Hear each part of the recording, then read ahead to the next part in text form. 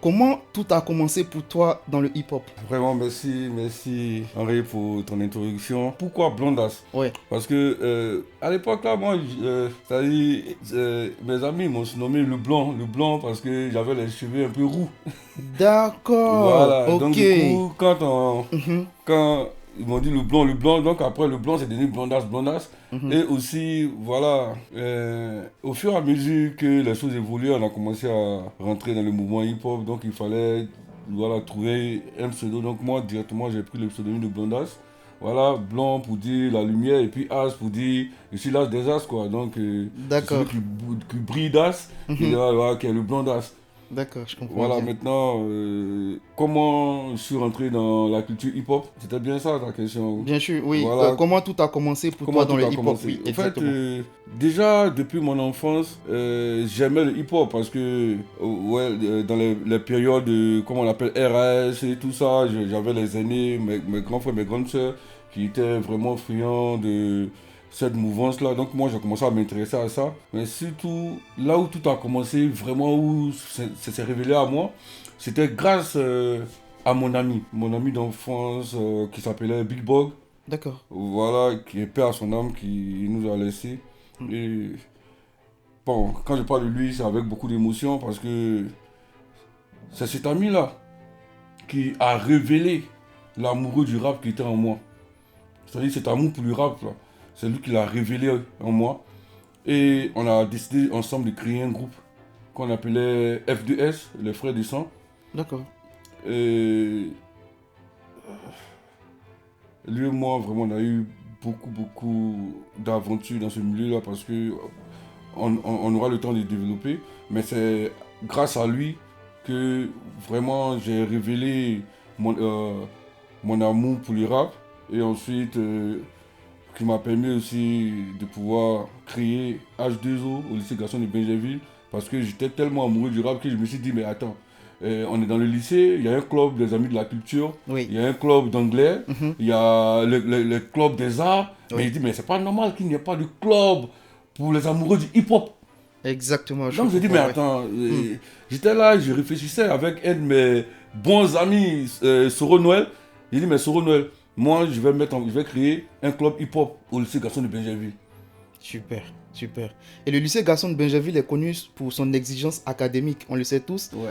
Et comment as-tu réussi à instaurer un mouvement hip-hop dans un environnement aussi, on va dire aussi strict? Oui, le lycée Garçon de Benjerville, voilà, c'est une école d'excellence vraiment. Mhm. Voilà, c'est le premier lycée de Côte d'Ivoire d'ailleurs. Donc du coup, au fait, ça a été vraiment très simple. Parce que là où on prône l'excellence, hein, on met en avant la culture. Mhm.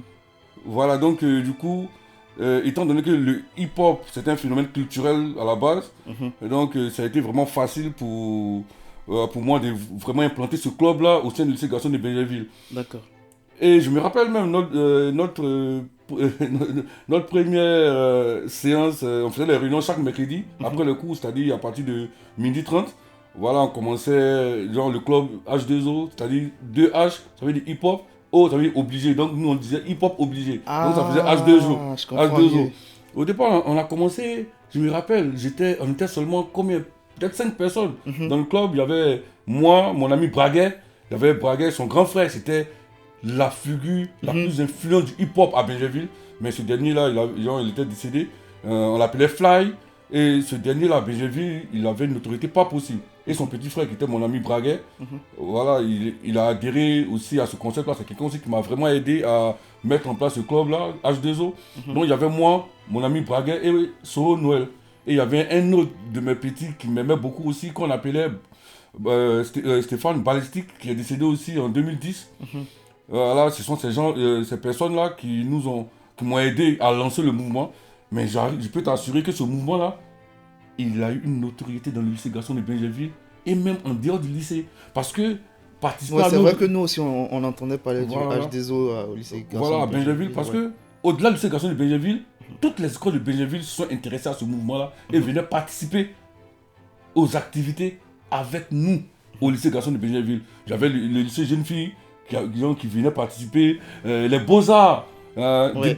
big dédicace à mon gars des Beaux-Arts, il va se connaître, Ake, Mhm. voilà. il était au Beaux-Arts à Benjerville qui venaient participer. Il y avait le conquérant, même les gens de Saint-Cyril, un autre lycée de Benjerville qui venaient participer à nos activités. Ah ouais. Du coup, H2O, c'était quoi exactement? Un simple club ou on va dire une vraie communauté avec une vision? C'était une vraie communauté avec une vision. Et D'accord. je vais te dire pourquoi. Parce qu'aujourd'hui, quand on parle de Benjerville comme un fief du rap, Mhm. on parle de Benjerville comme un fief du rap. Quand on voit Kif No Beat sortir de Benjerville, quand on voit l'île, c'est quoi, c'est L'île J de l'île Bergerac. J, tout et tout.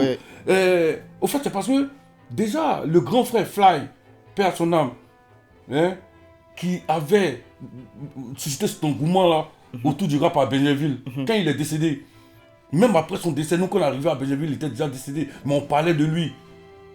Et moi, avec mon amour pour le rap, j'ai dit non, au lycée garçon, il faut qu'on fasse quelque chose. Parce qu'à cette époque-là, quand tu faisais du rap, au fait, on se moquait de toi. On appelait les rappeurs, oh, les yo-yo-yo, les yo-yo-yo. Au fait, donc les gens, même souvent, ils avaient honte de dire qu'ils étaient des rappeurs. Ou bien ils étaient des amoureux du hip-hop. Parce que c'était c'était sujet à moquerie quand tu faisais du hip-hop, au fait.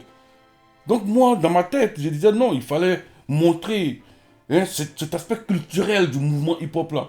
Il fallait transmettre ça aux gens, aux frères et aux amis.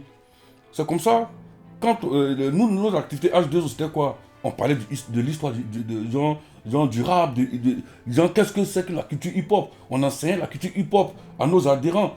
Et pour ceux qui voulaient apprendre le rap, voilà, on avait des ateliers où on apprenait à rapper, on apprenait à faire des rimes. Au fait, c'était un refuge pour ceux qui voulaient exprimer leur amour pour le hip-hop. Mais ils n'arrivaient pas à le faire parce qu'ils avaient honte. Parce que c'était pas un effet de mode à ce moment-là. C'était sujet à moquerie. Hey, yo, yo, yo, on dit, oh, il y a la yo, yo, yo là. Ouais, même quand on faisait même les sound systems dans les maquis à l'époque, les tenanciers du maquis disaient, vous, les hip-hop là, vous venez là, faites-vous aller partir, nos clients vont venir. Donc c'est comme ça, les gars, ils nous chassaient chaque fois, en fait. Les gars nous chassaient. Mais avec H2O, les gens se reconnaissaient dans une communauté au sein de l'intégration de Benjerville et au sein de toutes les écoles de Benjerville. Donc du coup, ça a commencé à devenir une tendance. Les gens commençaient à nous apprécier parce que souvent on faisait des freestyles au jardin botanique de Benjerville. Hein, avec. J'ai fait un big up aussi à quelqu'un qui m'a beaucoup inspiré aussi. Hein, on l'appelait Drigoné Jean Le Maire. Lui, il faisait du raga, comme les Nego Murphy, tout ça. Il avait du gros talent. Moi, je faisais du rap. Mais lui, il m'a beaucoup influencé parce que, à partir de lui, moi, j'ai voulu faire la dancehall. Et après, je me suis reconverti en tant que toaster dans la dancehall et tout. Mais en tout cas, c'était parti d'une vraie idée. Et cette idée-là, ça nourrit beaucoup de choses on en parlera aussi dans la suite de notre interview. Ouais. Et quels ont été les moments forts du club H2O et comment a-t-il influencé, on va dire, la culture urbaine au lycée? Bon, c'est influencé parce que ouais, tous les événements du lycée, voilà, c'est les artistes H2O qui venaient faire les shows. Hein. Déjà, il y avait ça. Et puis ça crée un engouement parce que c'était du jamais vu. Parce que nous tous, on a fait les lycées, collèges. Bien On sûr. a vu que dans nos lycées, collèges par lesquels nous sommes passés, voilà, il y a eu, comme je te l'ai mentionné, il y a eu le club d'anglais, Oui, des club arts, allemand. club de tant. Mais il n'y avait pas un club de Ah, hip-hop. hip-hop, oui, c'est vrai que c'est atypique. C'est quand même. Certes, à l'université, il y avait le crack à l'université. Ok. Voilà, le crack, c'était une organisation des amoureux du hip-hop au sein de l'université. Mais dans les lycées, il n'y en avait pas. Et même, j'ai été approché même par le crack à l'époque pour pouvoir être le représentant du crack au niveau de Benjerville. Ouais, ben, comme moi, je ne résidais pas à Benjerville, même si on était élève de Benjerville, je ne résidais pas à Benjerville. Et mon ami, pareil, il résidait à Benjerville. Donc je lui ai dit, mais mon gars, toi tu peux gérer ça. Et puis on avance. Donc du coup, ce qui m'a marqué vraiment, c'est que on a commencé un truc, disons, dans une cellule très restreinte. Mais après, on a pu. Ce qui m'a vraiment touché, c'est le fait que toutes les écoles de Benjerville Oui. ont adhéré à ce projet-là. Toutes les écoles, sans exception. Même les beaux-arts ont adhéré. Ouais. Mais bon, parmi nos membres, on n'avait pas des gens de l'EMPT parce qu'eux ne pouvaient pas sortir, venir faire le tour. Ouais, Mais on avait des sympathisants à l'EMPT. Ouais. Voilà, qui aimaient notre mouvement. Mais bon, eux, comme c'était une discipline militaire, Bien donc sûr, ouais. on pouvait pas tous se mélanger, ils ne pouvaient pas tous se mélanger à nous, nos affaires. Absolument. Ouais, Tu as été un acteur du Fire Flow. ouais. Et c'est un concours qui a vu naître également le groupe mythique Kif No Beat. Oui. Est-ce que tu peux nous raconter ton rôle dans cette aventure? Bon. Moi, mon rôle, je peux même pas parler de mon rôle dans Fireflow. Mhm. Mais je peux parler du rôle de Fireflow dans ma vie, au fait. Ok. Voilà, parce que si j'ai dit mon rôle dans Fireflow, non. Genre, je veux pas prétendre à ça. Je veux pas prétendre à ça. Pourquoi? Je vais t'expliquer l'histoire derrière Fireflow. C'est nous, on était, voilà, on était dans le quartier de Plateau, les Perles. Mhm. Hein? Dans cette zone-là, il y a deux quartiers qui cohabitent. Il y a les Perles là, et il y a Sanon. Si vous connaissez bien ITS Bien de sûr, Plateau. bien sûr. Moi, j'habitais à Sanon. Ouais. Mon ami Big Bog habitait à Pelle Grise. Hein? Et il y avait le quartier des Pelles. Mais Pelle s'annonce, nous dans nos têtes, c'était comme le même quartier. Et on avait des grands frères dans ce quartier-là. Et parmi eux, il y avait le grand frère qui s'appelait Sasco. Oui. Le grand frère Sasco. On voulait tous ressembler à ces grands frères-là parce que c'était un très bon rappeur et un amoureux du rap. Et quand moi et mon ami Boris, on a commencé à faire notre groupe, on a voulu chanter, c'est un grand frère auprès de qui nous sommes allés directement. Parce que ce dernier-là, il organisait des sound systems partout. À Adjen, avec Kaiser Rafa, qui est aujourd'hui Boris Gouma, avec William Mindy. C'est un grand frère du quartier, depuis Adjen, hein, à la bande à Gaza. Donc il y avait le grand frère Sasco qui organisait des sound systems un peu partout, dans tout Cocody. Mais la plupart du temps, il y avait des sound systems au Panam Club, en face même de la résidence de Kaiser Rafa, à Adjen. Donc nous, on partait suivre chaque fois les événements, voilà, hip-hop des grands frères. Et c'est comme ça, on s'est imprégné. Et lui, il avait son ami qui s'appelait aussi Nek J. C'était un de nos vieux pères, big up à toi, vieux père Nek J, qui était, genre, il était dans le mouvement hip-hop. Il avait un salon de coiffure aussi à Adjen. Et nous, on passait toute la journée chez Nek J. C'est comme ça, les deux vieux pères là, ils nous ont dit, ah les petits, nous, on veut créer quelque chose pour lancer le hip-hop. Et cette fois, ça sera un concours de rap. Et ce concours de rap là, ça va s'appeler Fireflow. Donc moi et mon gars Big, on a dit, ah bon, les vieux Mongols, nous là, vous lancez le concours, nous on se lance aussi dans le concours. Ouais. C'est comme ça, on s'est inscrit au concours Fireflow. La toute première édition, c'était 2006.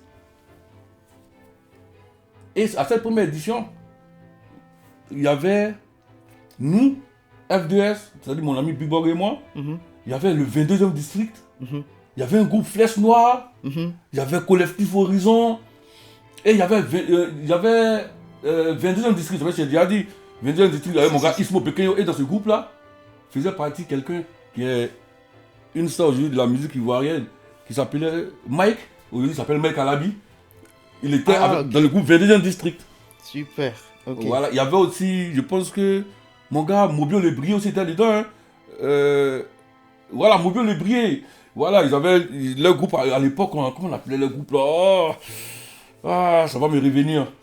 Voilà, ça va me revenir. Donc du coup, et à ce moment-là aussi, je me rappelle, il y avait Gaba 5 qui avait fait sortir son album. Ben, il traînait, il venait chez Sasco et Nek J. Parce que Sasco et Nek J, c'était des figures du hip-hop à ce moment-là aussi. Et les gars, ils luttaient beaucoup pour faire évoluer le hip-hop. Donc moi, c'est comme ça que j'ai connu Fireflow, par le biais de ces grands frères-là, qui ont créé ça. Et nous, on a été les premiers à participer à ça.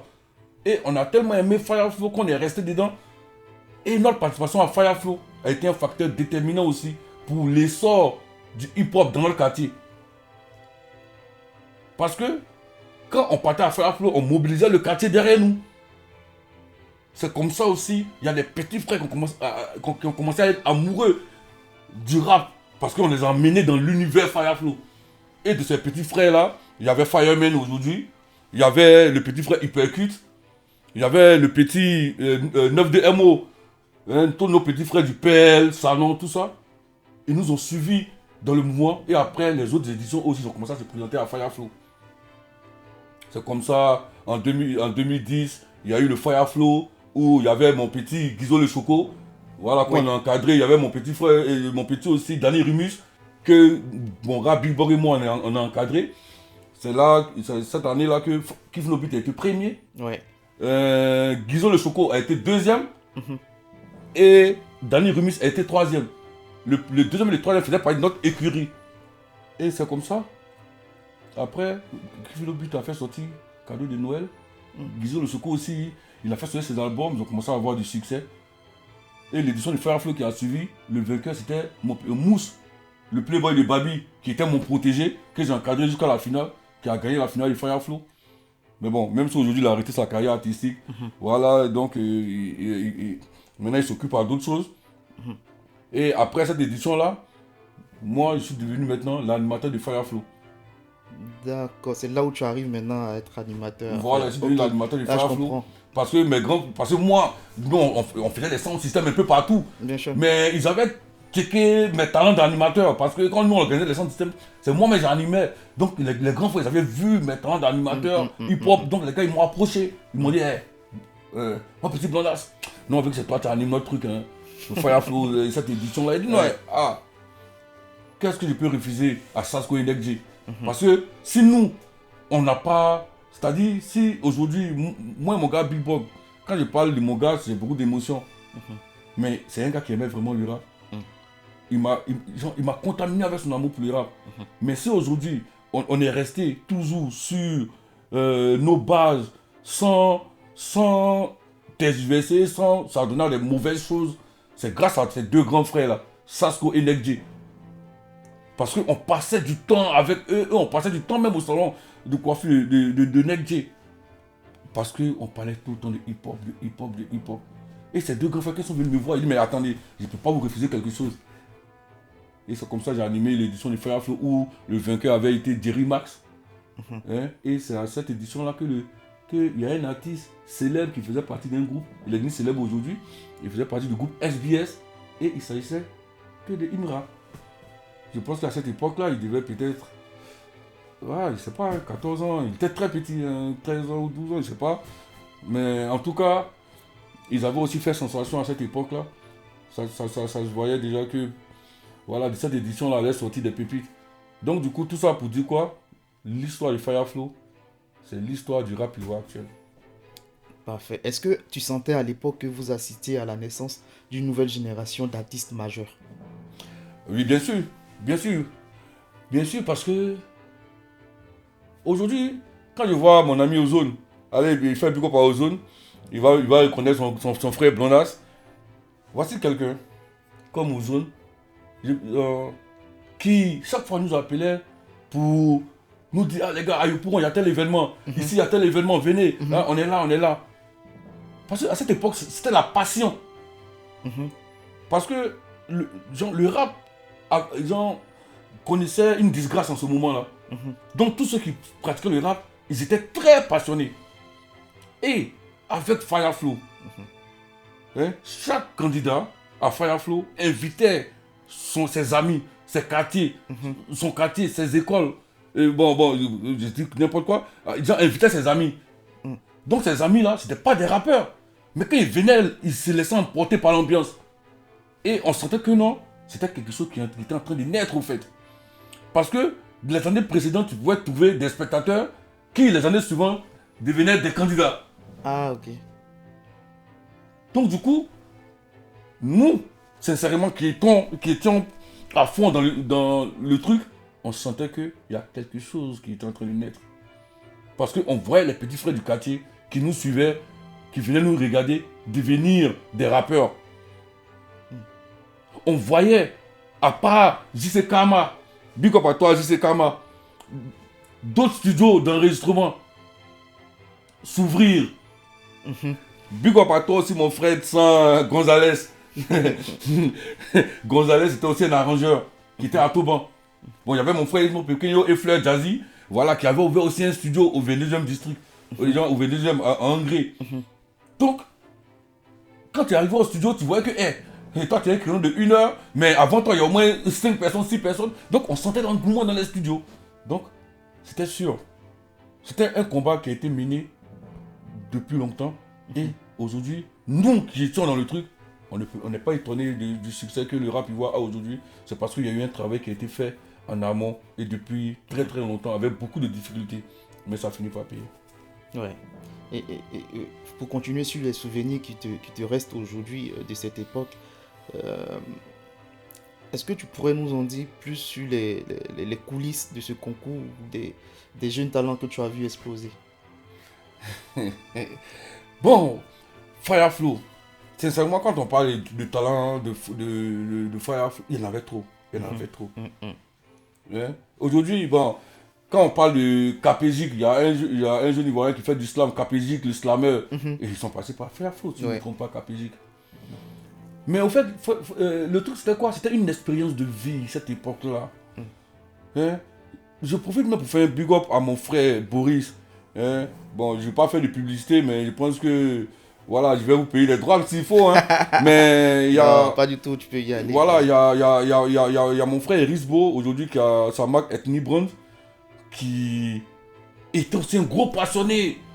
Il faisait partie même de la Jack.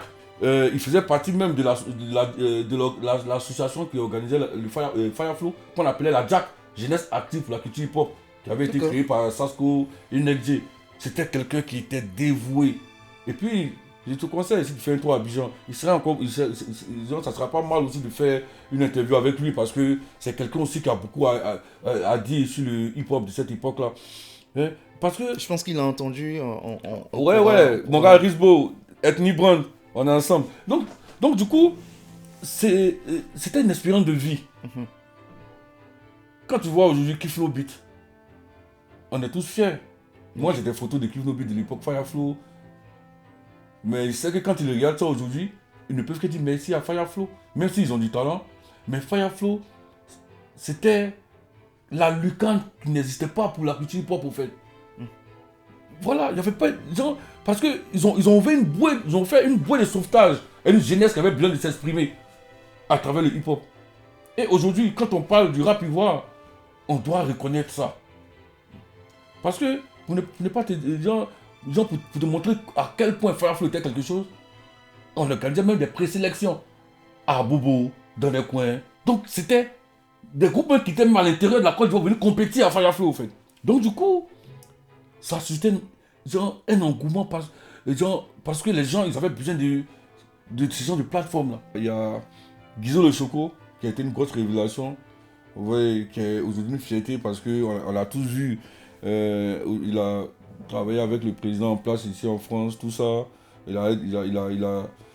C'est une fierté pour nous, surtout voilà, le travail abattu, hein, par mon frère Big Bog et moi. Oui, Il oui. y a eu mon petit Danny Rumis, il est du côté des États-Unis. Une grosse fierté aussi. Voilà.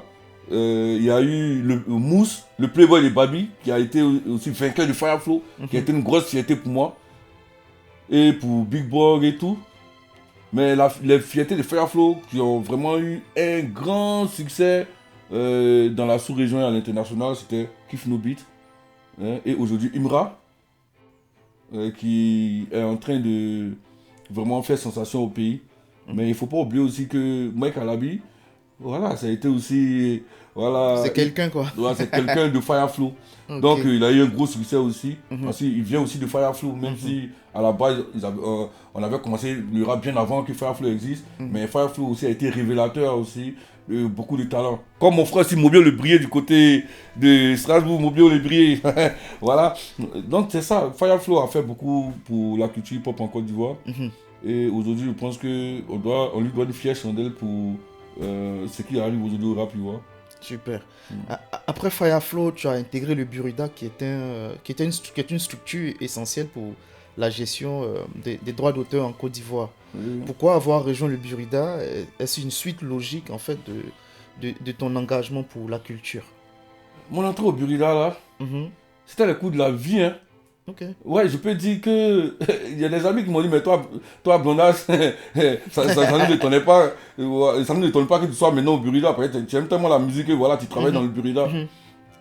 Voilà, mais je pense que. Voilà, moi, après tout diplômé, on se fait du boulot. Mhm, mhm. Ouais, moi, j'ai eu un stage au Burida. Après, je suis parti et après, on m'a rappelé. Et c'est comme ça que j'ai commencé à travailler au niveau de la direction d'exploitation. Donc, on s'est occupé de gérer tout ce qui était redevance, droit d'auteur auprès des usagers et tout. Mais c'était vraiment. Je ne peux pas dire, moi, je ne crois pas aux coïncidences dans la vie, mais je pense que c'était le chemin de ma vie. Mhm. Mais quelque part aussi, le Burida a joué pour quelque chose. Hein. Quand j'ai commencé à travailler au Burida, je ne pouvais plus être un artiste. Donc quand j'ai commencé à travailler au Burida, du coup, voilà, j'ai arrêté, bon, j'ai oublié mes rêves d'artiste. Mhm. Voilà, donc Le Burida, c'était une grosse expérience pour moi de travailler dans la fêtière régulatrice de tout ce qui est droit d'auteur parce que ça m'a permis de comprendre beaucoup de choses Ouais. et de pouvoir aider aussi mes amis qui étaient dans le showbiz. Mes amis tels que, voilà, il peut citer des noms, Jeff le Bellinois, Ouais. voilà, souvent il m'envoyait des messages, ah, bon là c'est comment, mais dis-moi, comment on fait pour pouvoir déclarer ça, ça, ça. Voilà, des amis comme, comment dirais-je, la TNT, hein, c'est-à-dire Désiré Josie à qui je fais un big up, voilà. Donc du coup, tous mes amis qui étaient dans la musique, tout et tout, donc j'ai pu les aider, j'ai pu les guider sur ce qu'il fallait faire, voilà, en termes de documentation, pour pouvoir déclarer des œuvres telles, tout.